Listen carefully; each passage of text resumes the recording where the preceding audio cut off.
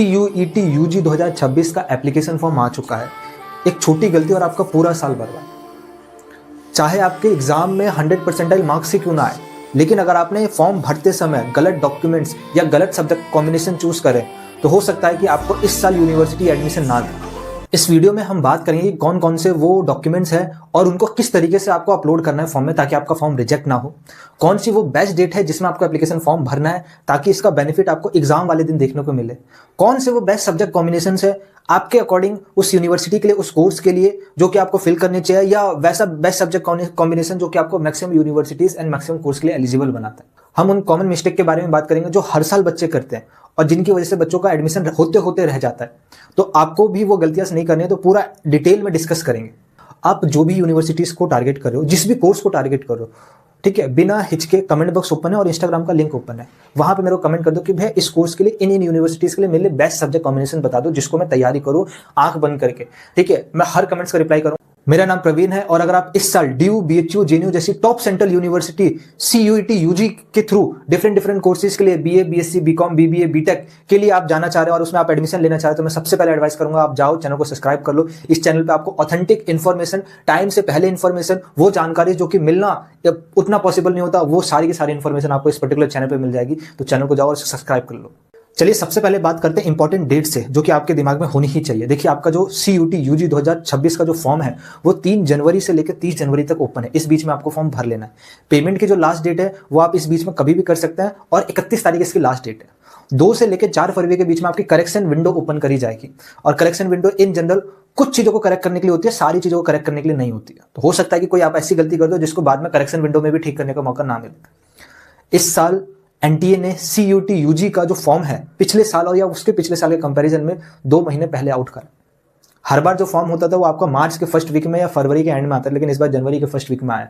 इसका मतलब ये है कि NTA इस बार CUET UG के मैनेजमेंट को लेकर प्रॉपर तैयार है। तो जो गलतियां पिछले साल हुई थी, अगर आप ड्रॉपर्स हैं आपको मालूम होगा, वो गलतियां इस बार देखने को नहीं मिलेगी। तो हो सकता है कि आप फॉर्म में कुछ गलती कर दे और सोचे कि पिछले साल के तरीके से मेरे को बार बार करेक्शन विंडोज ओपन देखने को मिलेगी। इस साल बहुत मुश्किल है वो, तो कोई गलती ना ही करे, इसलिए मैंने आपके लिए ये वीडियो बनाया। एग्जाम सेंटर की इंटीमेटेड स्लिप और आपका जो एडमिट कार्ड है वो आने वाले टाइम पर अनाउंस करा जाएगा।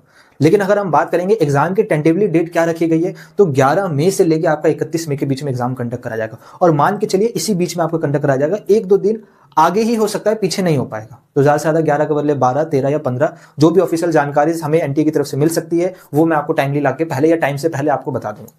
और जैसे ही आपका एग्जाम 31 मई को खत्म है या फर्स्ट वीक ऑफ जून में खत्म हो, आपकी आंसर्स कीज आएंगी, 1-2 बार आपकी आंसर्स कीज आएंगी, आप चैलेंज करेंगे, उसके बाद आपका रिजल्ट आ जाएगा। मोस्ट प्रोबेबली चांस है कि एंड ऑफ जून में आपका रिजल्ट अनाउंस कर दिया जाएगा, 28, 29, 30 जून के करीब अगर सब कुछ सिस्टम में चला तो। रिजल्ट आते आते आपका फर्स्ट वीक ऑफ जुलाई लग जाएगा एंड उसके बाद यूनिवर्सिटीज अपना एडमिशन प्रोसेस स्टार्ट कर देगी। दिल्ली यूनिवर्सिटी रिजल्ट आने से पहले अपना एडमिशन प्रोसेस स्टार्ट कर देता है। सबसे कॉम्प्लिकेटेड एडमिशन प्रोसेस DU का, BHU का ही आपको देखने को मिलेगा। बाकी अदर यूनिवर्सिटीज का एडमिशन प्रोसेस थोड़ा सा सिंपल होता है या थोड़ा ज्यादा ही सिंपल होता है। जब हर यूनिवर्सिटीज अपना फॉर्म आउट करेगी तो आपको हर यूनिवर्सिटीज का फॉर्म अलग से भरना पड़ेगा। उनके ऊपर आपको नजर रखनी पड़ेगी कब यूनिवर्सिटी ने फॉर्म आउट करा, कब वो बंद करेंगे, उन फॉर्म को कैसे भरा जाए, और हर यूनिवर्सिटी का अपना अलग अलग फीस लगेगा। ये NTA की फीस से कोई लेना देना नहीं है इसका। वो उस टाइम पे जो भी जानकारी होगी मैं आपको उस टाइम पे अच्छे से प्रोवाइड कराऊंगा, इसलिए मैं कह रहा हूँ चैनल को सब्सक्राइब रखना। इन सारी चीजें बाद में बात करते हैं, अब तक एग्जाम तक बात करते हैं और फॉर्म की बात करते हैं। इस साल NTA आपका CUET का एग्जाम 13 इंडियन लैंग्वेज जिसमें इंग्लिश इंक्लूडेड है और 23 डोमेन सब्जेक्ट, इसके अलावा एक आपका GAT का भी आपका टेस्ट होता है, जनरल एप्टीट्यूड टेस्ट कहा जाता है। यह आपका हर सब्जेक्ट का जो सिलेबस है वो आपका अपडेट हो चुका है पिछले साल के कंपैरिजन में। हालांकि NCERT का सिलेबस है लेकिन थोड़े बहुत चेंजेस आपको देखने को मिलेंगे, इसलिए जो लेटेस्ट सिलेबस है उसका लिंक मैं डिस्क्रिप्शन डाल देता हूं, जाके उसको चेक इट आउट एक बार जरूर कर लेना, मैच कर लेना। कहीं आप हो सकता है आप पुराने सिलेबस से तैयारी कर रहे हो। तो सबसे बड़ा सवाल तो यही खड़ा होता है कि भाई इतने सारे सब्जेक्ट्स हैं तो क्या मेरे को सभी देना है? सभी आपको नहीं देना, आपको गिने चुने कुछ ही सब्जेक्ट का एग्जाम देना है जिसकी आपको जरूरत है। अभी मैं आपको बताऊंगा कि कैसे आपको चूज करना है अपने लिए बेस्ट सब्जेक्ट कॉम्बिनेशन। जो सब बोल रहे हैं वैसे नहीं चूज करना, अंधाधुंध मतलब किसी के भरोसे नहीं चूज कर लेना, खुद डिसाइड करिए कि कैसे वो सब्जेक्ट कॉम्बिनेशन आपके लिए बेस्ट रहेगा। इसी हिसाब से आपका फीस स्ट्रक्चर डिसाइड करा गया है NTA के फॉर्म में। अगर आप जनरल कैटेगरी के हो, अप टू 3 सब्जेक्ट आपको अगर आप लेना चाहते हैं, चाहे आप 1 ले, चाहे आप 2 ले, चाहे 3 ले, आपको 1000 रुपये फीस एप्लीकेशन फॉर्म लगेगी। अगर आप इसके ऊपर एडिशनल जाएंगे तो आपको 400 रुपीज पर सब्जेक्ट देना पड़ेगा। आप चौथा सब्जेक्ट लेना चाहते हैं आप 400 देंगे, आप 5वां सब्जेक्ट लेना चाहते हैं आप 800 देंगे। इस हिसाब से सो ऑन चलते जाएगा। उसके बाद अगर आप OBC हो, OBC NCL हो या EWS हो तो आपको फीस 900 देनी पड़ेगी, और पर एक्स्ट्रा सब्जेक्ट मैं कहूँगा आपको 375 देनी है। अगर आप SC ST PWD कैंडिडेट है उस केस में आपको जो अप टू 3 सब्जेक्ट फीस है वो आपके लिए 800 है, और अगर आप उससे एक्स्ट्रा जाते हैं तो आपको उसके ऊपर पर सब्जेक्ट फीस आपको 350 देना पड़ेगा। और ज़्यादातर पॉसिबिलिटी है कि बहुत सारे ऐसे बच्चे होंगे कि जो एक्स्ट्रा फीस दे ही रहे होंगे, क्योंकि 3 सब्जेक्ट से आपको ज़्यादा यूनिवर्सिटीज़ नहीं मिलने वाली। फिर भी हम बात करते हैं कुछ बेस्ट सब्जेक्ट कॉम्बिनेशन। तो देखो, बेस्ट सब्जेक्ट कॉम्बिनेशन डिसाइड होता है आपका कोर्स क्या है और आप उस कोर्स से कौन कौन सी यूनिवर्सिटी टारगेट कर रहे हैं। टारगेट करने के अलावा कौन कौन सी यूनिवर्सिटी तो आपने बैकअप में रखी है। तो हम देखते हैं कि उस पर्टिकुलर कोर्स के लिए वो सारी की सारी यूनिवर्सिटी, जो आपके पास एक लिस्ट है, आपने खुद के लिए अपनी एक आइडियल लिस्ट बनाई है उस यूनिवर्सिटीज़ के लिए, चाहे 5 हो, चाहे 10 हो, चाहे 2 ही यूनिवर्सिटी हो, कौन सा सब्जेक्ट कॉम्बिनेशन चाहिए। आपको लगता है कि हाँ, मैं अच्छे से तैयारी कर रखी है, या अच्छे से तैयारी मैं कर लूँगा और मेरे को ये सब्जेक्ट कोर्स मिल जाएगा, ठीक है, ये वाला कोर्स मेरे को इस पर्टिकुलर यूनिवर्सिटी में मिल जाएगा या इन बैकअप यूनिवर्सिटी में मिल जाएगा। तो आपको सिर्फ वही सब्जेक्ट कॉम्बिनेशन चूज करने हैं जो उस कोर्स के लिए उन यूनिवर्सिटीज़ में एक्सेप्ट हो सके। एक्स्ट्रा लेने की जरूरत ही क्यों है? क्यों अपने ऊपर एक्स्ट्रा बर्डन कर रहे हो? अगर आपको किसी यूनिवर्सिटीज में एडमिशन 3 सब्जेक्ट के बेसिस पे हो जाता है तो आपको चौथा और 5वां सब्जेक्ट लेने की जरूरत क्या है? आपको अपना, जो लोग, बहुत लोग आपको गाइड करते हैं कि आपको अपने एरिया को वाइड रखना चाहिए, वाइड रेंज ऑफ आइडिया रखना चाहिए। वाइड रेंज ऑफ आइडिया आपके लिए उतना सुटेबल कॉन्सेप्ट नहीं है। वो जब लगता है जब आपकी तैयारी उतनी अच्छी नहीं है या एंड टाइम पे आप तैयारी करना। अभी भी अच्छा खासा मौका है, तैयारी कर लोगे तो आप जिस कोर्स के लिए टारगेट करो आराम से ले लो, क्योंकि सेंट्रल यूनिवर्सिटीज में अच्छी खासी सीट है। फिर भी मैं हर यूनिवर्सिटी के हिसाब से आने वाले टाइम पे आपको सब्जेक्ट कॉम्बिनेशंस के एक डिटेल वीडियोस दे दूंगा, क्योंकि थोड़े बहुत चेंजेस यूनिवर्सिटीज की लिस्ट में हुए हैं। बाकी मैं आपसे एडवाइस करूंगा, आप जो भी यूनिवर्सिटीज को टारगेट कर रहे हो, जिस भी कोर्स को टारगेट कर रहे हो, ठीक है, बिना हिचके, कमेंट बॉक्स ओपन है और इंस्टाग्राम का लिंक ओपन है, वहां पे मेरे को कमेंट कर दो कि भैया इस कोर्स के लिए इन यूनिवर्सिटीज के लिए मेरे लिए बेस्ट सब्जेक्ट कॉम्बिनेशन बता दो जिसको मैं तैयारी करूं आंख बंद करके।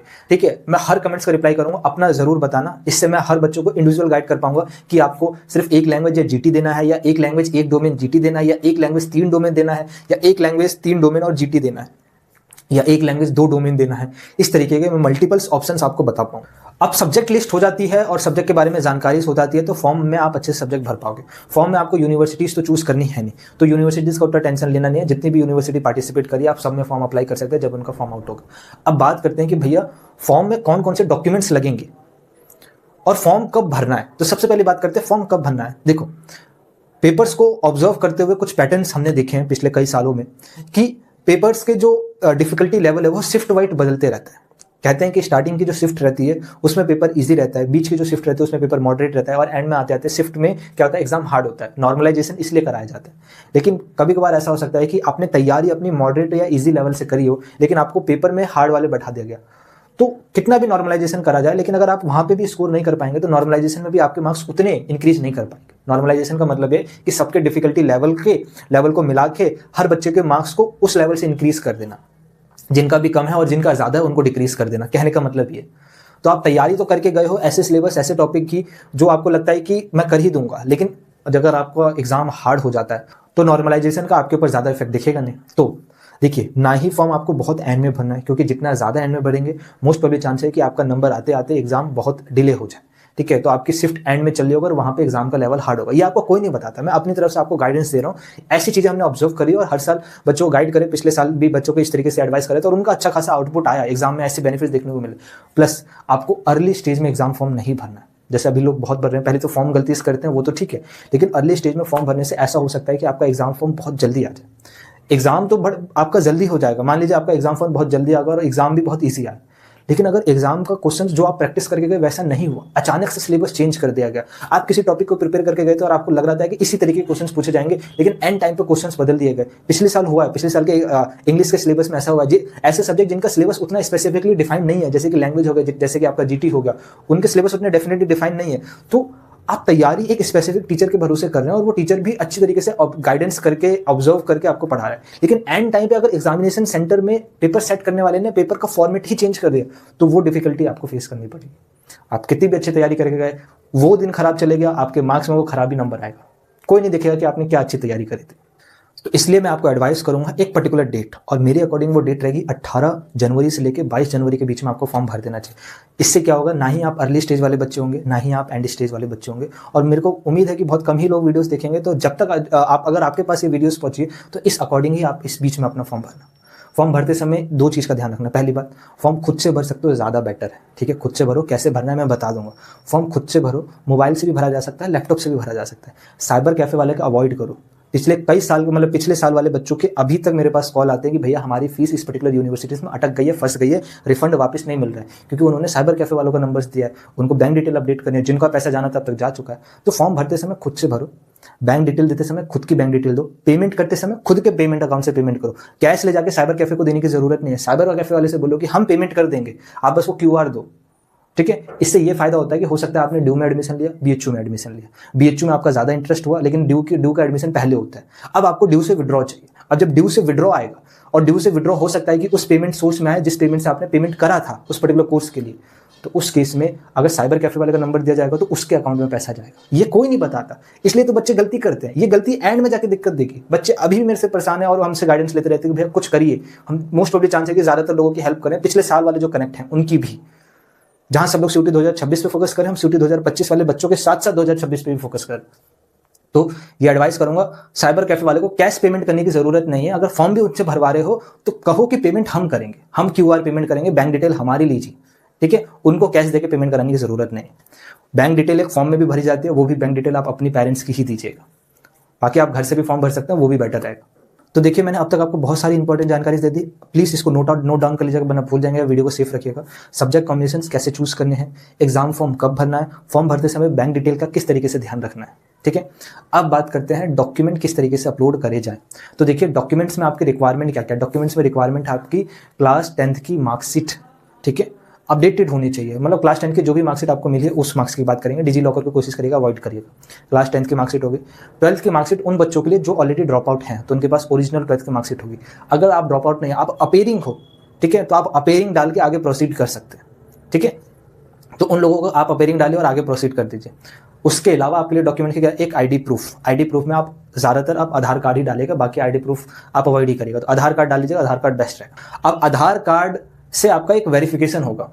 आधार कार्ड के नंबर पे एक ओटीपी भेजा जाएगा। अब आधार कार्ड के नंबर पे कैसे ओटीपी चले जाएगा, वो तो मोबाइल नंबर है नहीं। तो आधार कार्ड पे जो नंबर है वो एक्चुअल में किसी मोबाइल से लिंक होगा और उस मोबाइल पे एक ओटीपी भेजा जाएगा, और उस ओटीपी पे उस मतलब आप वेबसाइट पे वो ओटीपी भरेंगे, उसके बाद ही आगे प्रोसीड कर पाएंगे। ये एक एक्स्ट्रा वेरिफिकेशन है। इसी से आपका नेम, इसी से आपका एड्रेस और इसी से आपका जेंडर चूज करा जाएगा, ठीक है। ये जैसी चीजें ऑटोमेटिकली ले ली जाएंगी, ठीक है। तो आपकी वेबसाइट पे आपको ऑटोमेटिकली ये डाटा स्क्रैच करा जाएगा, तो आपको अपनी तरफ से कुछ करने की जरूरत नहीं है। हालांकि आपको अपना नाम भरना ही होगा फॉर्म में, लेकिन वो नाम जो आपने फॉर्म में भरा है, जो आपने डेट ऑफ बर्थ अपने फॉर्म में भरी है, उसको ये आधार कार्ड से उसी समय वेरीफाई कर लिया जाएगा। तो अगर गलती होगी तो नहीं हो पाएगा।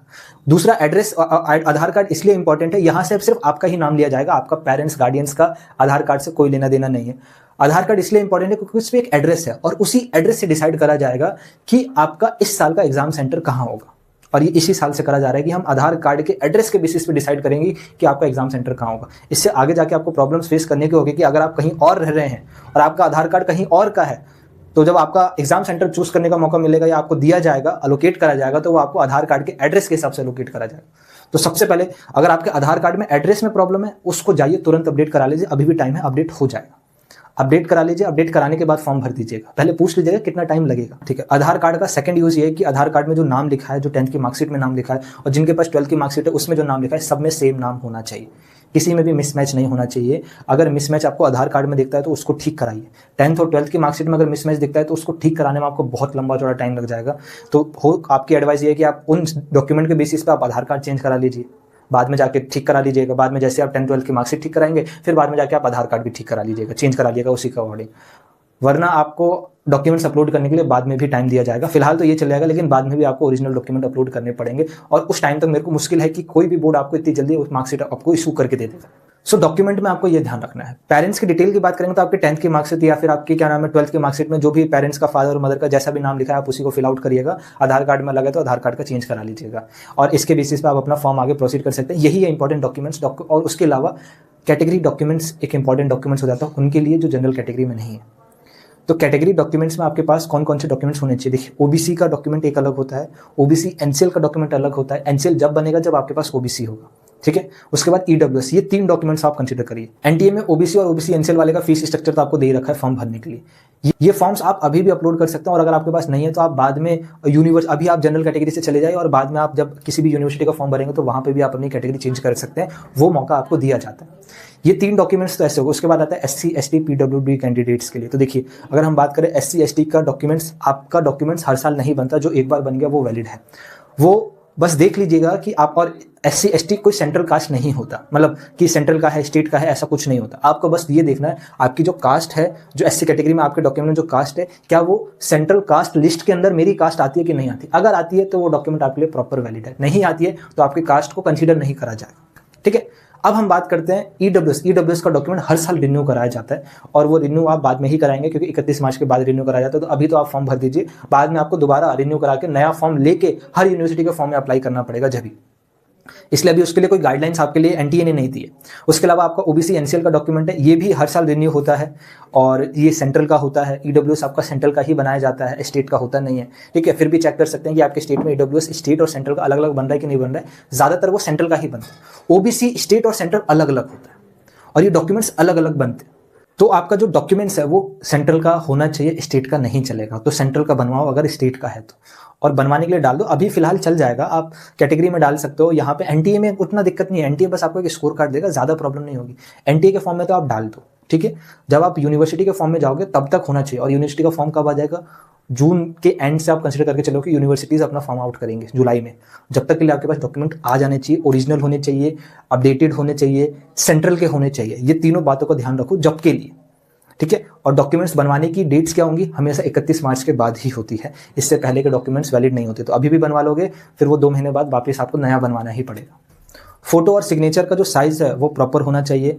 आपकी 2 तरीके से फोटो ली जाएगी, एक है लाइव फोटो, ठीक है। लाइव फोटो आप 2 तरीके से ले सकते हैं। अगर आप लैपटॉप से ले रहे हैं, लैपटॉप में जाइए, आपके पास अगर वेबकैम कनेक्ट है तो आप उस कैमरे से आप ले सकते हैं, ठीक है। अगर आपका लैपटॉप में कैमरा कनेक्ट नहीं है तो आपके पास एक स्कैनर भी उसी वहीं पे वेबसाइट पे स्कैनर भी शो हो रहा होगा, उस स्कैनर से अपना मोबाइल स्कैन करिए, एंड इन दैट केस आप मोबाइल के अपने फ्रंट कैमरे से आप अपनी फोटो ले सकते हैं। फोटो लेते समय इस बात का ध्यान रखिएगा कि आपका जो बैकग्राउंड है वो क्या नाम है, वाइट होना चाहिए, ठीक है। आप वाइट बैकग्राउंड या क्लीन, वहाँ पे वाइट नहीं बोला, क्लीन बैकग्राउंड होना चाहिए। डार्क अवॉइड ही करिएगा, क्लीन बैकग्राउंड होना चाहिए, ना ही उसमें कुछ लिखा भी होना चाहिए, एकदम क्लीन होना चाहिए, ठीक है। कोशिश करिए कि आपको वाइट बैकग्राउंड मिल जाए या कोई वॉल मिल जाए डिफरेंट कलर्स की और थोड़ा लाइट कलर की, तो भी चल जाएगा। उसमें आपके इंस्ट्रक्शन क्या दिए, आपके शोल्डर से उतना लेना देना, आपके फेस से, आपका फेस और आपके जो ईयर्स है वो दोनों विजिबल्स होने चाहिए।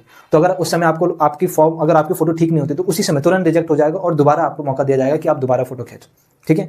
तो आप उसी हिसाब से एडजस्ट कर सकते हैं अपना फेस वेस, एंड देन उसके बाद एक फोटो क्लिक करिए। वो फोटो थोड़ी अजीब सी होगी जो आपकी ओरिजिनल फोटो की उससे, क्योंकि वो साइड वेबसाइट की तरफ से ही ऐसी फोटो खींची जाती है। अब अगर हम बात करेंगे जो आपकी फोटो जो आपको अपलोड करनी है वो आप लेटेस्ट खिंचवा लीजिए, ठीक है। याद रखिएगा बैकग्राउंड वाइट ही रहना चाहिए, ठीक है, एकदम क्लीन होना चाहिए। उसमें आपके शोल्डर्स अच्छे से विजिबल होने चाहिए, आपने कोई गॉगल नहीं पहना, आपने कोई मास्क नहीं पहना, ईयर विजिबल होनी चाहिए। कैमरामैन वाले अच्छे से फोटो खींच लेते हैं, आप बस जाइए फोटो खिंचवाइए, चश्मा वश्मा मास्क वास्क बिना उसके फोटो ही खिंचवाइएगा, ठीक है। उस फोटो को आप स्टूडियो से ही या तो आप पीडीएफ फॉर्मेट में मांग लीजिए कि सर जो आपने फोटो खींची है वो मेरे को ऐसी उसकी जेपीजी फॉर्मेट की फाइल दे दो, वरना आपके पास एक मैं ऐप दे देता हूँ, आप उस ऐप से स्कैनर कर सकते हैं, आप उसको स्कैन कर लीजिए। स्कैन करने के बाद साइज को एडजस्ट करने के लिए आप किसी भी वेबसाइट पे जाकर उसका साइज एडजस्ट कर सकते हैं। साइज एडजस्ट करने का मतलब कितने केबी की रखनी है, फॉर्मेट जेपीजी ही रखिएगा और कोई फॉर्मेट नहीं रखेगा, और पीडीएफ मत अपलोड करिएगा, डायरेक्ट गैलरी से ही अपलोड होती है, ठीक है। पीडीएफ अपलोड करने की जरूरत नहीं है, डायरेक्ट वो गैलरी से ही अपलोड हो जाएगी, आप वहाँ से तो आपको पीडीएफ का उतना लेना देना नहीं है। सिग्नेचर के लिए व्हाइट पेज पे एक सिग्नेचर कर लीजिएगा, फोटो खींच लीजिएगा, वो भी आप गैलरी से डायरेक्ट अपलोड कर पाएंगे। अपलोड करने के बाद जैसे वो वेरीफाई हो जाएंगे एंड देन उसके बाद ओटीपी आएगा और आगे जाके आपके पास फाइनल पेमेंट का सोर्स आएगा। पेमेंट की सारी जानकारी मैं दे चुका हूँ, डॉक्यूमेंट के बारे में सब बता दिया, कोई मिस रह रहा है नहीं, कोई मिस नहीं रह रहा है, ठीक है। एनटीए का और यूनिवर्सिटीज़ के एडमिशन का थोड़ा अलग अलग लेना देना। एनटीए बस आपको एक स्कोर कार्ड देगा, वो स्कोर कार्ड से ही आप डिफरेंट यूनिवर्सिटीज़ में अप्लाई कर सकते हैं। सब में अप्लाई करने की कॉस्ट अलग है, सबका अलग से फॉर्म होगा, सब में सारी डिटेल फिर से भरनी पड़ेगी, कुछ एक्स्ट्रा डिटेल मांगिए तो वो भी भरनी पड़ेगी। यहाँ पे उतना करना नहीं है, बस आप फॉर्म भरिए, चुपचाप जाइए, फीस भरिए और चुपचाप जाके एग्जाम देके और अपना एक स्कोर कार्ड अपने पास ले लीजिए। यहाँ से कुछ डाटा वो यूनिवर्सिटीज़ आपका क्या करते हैं, एप्लीकेशन नंबर से ऑटोमेटिकली ले लेंगे, जिसमें नाम और बाकी एप्लीकेशन आईडीज, जेंडर, ये सारी चीज़ें होती है, और बाकी सारी जानकारी आपको भरने के लिए भी दी जाएगी। गलतियों की बात करेंगे तो बहुत सारे बच्चे की गलतियां करते हैं, डॉक्यूमेंट अपलोड में गलतियां करते हैं, वो मैंने आपको बता दिया कैसे ठीक करना है। सब्जेक्ट कॉम्बिनेशंस में गलती करते हैं, इन्फ्लुएंस में आके जो भी टीचर्स एक्सप्लेन कर रहा है, जो भी आपको कोर्स सेल कर रहा है कि मल्टीपल सब्जेक्ट ले लीजिए, ये सब्जेक्ट कॉम्बिनेशन लीजिए, आप 90+ यूनिवर्सिटी या 100+ यूनिवर्सिटीज़ के लिए एलिजिबल हो जाएंगे। क्या आपको किसी एक यूनिवर्सिटी में एडमिशन लेना है तो इतने में क्यों एलिजिबल होना है? आपको किसी एक कोर्स में रहना है। इससे ये होता है कि आप किसी एक सब्जेक्ट में अच्छे से ध्यान नहीं दे पाते। फिर भी मैं आपको एडवाइस करूंगा, अगर आपकी तैयारी ठीक ठाक है, मिड रेंज आपको लगता है कि हाँ मैं डिसेंट हूँ, पढ़ाई में अच्छा हूँ, ठीक है, मिड रेंज का हूँ, तो मोस्ट प्रोबेबली चांस है कि आप जिस यूनिवर्सिटी जिस कोर्स को टारगेट करो आराम से एडमिशन मिल जाएगा। ठीक है, तो उस कोर्स में और मतलब उस सब्जेक्ट, उन सारे सब्जेक्ट जो भी आपने चूज करा है, सिर्फ उतने की ही तैयारी करो, ज्यादा लेने की जरूरत नहीं है। 5 को तो मैं अवॉइड ही करता हूँ कि कोई 5 ले। 5 जब भी ले जब वो कोई 2 डिफरेंट कोर्स को टारगेट कर रहा है और उसको चाहिए कि मेरे को ये भी मिल जाए, ये नहीं मिलता तो ये मिल जाए, और दोनों के लिए फिर अलग अलग सब्जेक्ट कॉम्बिनेशन चाहिए। तो उस केस में आपको 5 की जरूरत पड़ेगी, वरना मेरे ख्याल से 1 लैंग्वेज 1 डोमेन और 1 जीटी में आपका काम हो जाएगा, या फिर 1 लैंग्वेज या 3 डोमेन में। इसके अलावा आपको, या 1 लैंग्वेज 2 डोमेन, इसके अलावा आपको रिक्वायरमेंट नहीं पड़ेगा। और भी बच्चे बहुत सारी गलतियां करते हैं आने वाले टाइम्स में, और मैं धीरे धीरे आपको जानकारी देते रहूंगा कि ये गलतियां नहीं करना है। एग्जाम सेंटर में क्या गलती होती है, सारी चीज़ों की जानकारी से आने वाले टाइम में दूंगा। ये एक प्रॉपर एक मास्टर वीडियो थी। फॉर्म भरने से पहले ये सारी चीज़ें, सारे डॉक्यूमेंट्स आपके पास होने चाहिए, और ये फॉर्म भरते समय ये गलतियां नहीं करनी है। अब फॉर्म कैसे भरना है वो मैं आपको अगले वीडियोस में आपको प्रोवाइड कराऊंगा। तब तक के लिए अगर आपको वीडियो अच्छा लगे, लाइक करना, अपने दोस्तों तक शेयर कर दो जितने भी फॉर्म भरने वाले हैं, और चैनल को सब्सक्राइब रख लो। अपना सब्जेक्ट कॉम्बिनेशन जरूर बताना, अपना कोर्स जरूर बताना, मैं आपको सबको बेटर गाइडेंस दूंगा। इंस्टाग्राम पर आप पे फॉलो कर सकते हैं, इंस्टाग्राम पे आप कभी भी कोई भी मैसेज कर सकते हैं, उसका तुरंत रिप्लाई मिल जाएगा। तो आपके मन में कोई भी सवाल आ रहा है, आपको लगता है कि वो कहाँ से पूछे, मैं कहूँगा इंस्टाग्राम से आप पूछ सकते हैं। फ्री ऑफ कॉस्ट सीयूटी की मैथमेटिक्स की तैयारी करनी है, आप प्रॉपर आप यहाँ से तैयार कर सकते हैं, प्रॉपर सिलेबस के साथ आपके क्वेश्चन प्रैक्टिस, आपको सब कुछ फ्री ऑफ कॉस्ट यहाँ पे मिल जाएगा। आई होप आपको ये वीडियो अच्छा लगा होगा। तो मिलेंगे किसी और नई वीडियो में कुछ और नई जानकारी के साथ और ऐसे ही बेस्ट गाइडेंस के साथ। तब तक के लिए स्वस्थ रहो, मस्त रहो, घबराना नहीं, अपने एग्जाम की तैयारी करते रहो। जय हिंद।